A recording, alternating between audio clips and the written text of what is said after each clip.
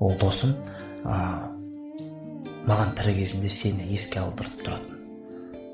Саған қарай жүруді, сенің нығметтеріңді әрдайым маған ескертіп тұратын. Я Құдайым, мені қалай кешірген болсаң, оны да кешір. Маған қалай нығмет берген болсаң, оған да нығмет бер. Мені қалай қабір азабынан сақтадың, оны да сақта. Мені қалай жәннатқа кіргізесің, оны да солай кіргіз деп жаттыға етіп кетеді. Өзі біледі ғой әркім кіммен араласып жүрген, дұрыс па? Жақсымен аралассаң, жетерсің мұратқа. Жаманмен аралассаң, қаларсың ұятқа дейді қазақ айтады. Сен жоқ кезде сен туралы бір ортада әңгіме болса, достардың арасында, көпшіліктің ортасында, саған ғайбат сөйлеп бермейді ол. Сен туралы адамдармен сөзді таласа, тартса да сөзге келіп қалады сен туралы.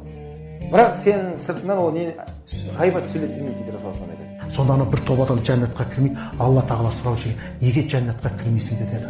Біздің дүниеде бірге намаз оқыған, бірге ораза ұстаған, бірге жақсылықта жүрген достарымыз бар. Олар тозақта, олар кірмейінше кірмейміз дегенде Алла тағала не дейді екен? Сендер тозаққа барыңдар да өздерің таныған достарын шығарып алыңдар деген. Сөйтіп шығарып алып келіп жәннатқа бірге кіреді.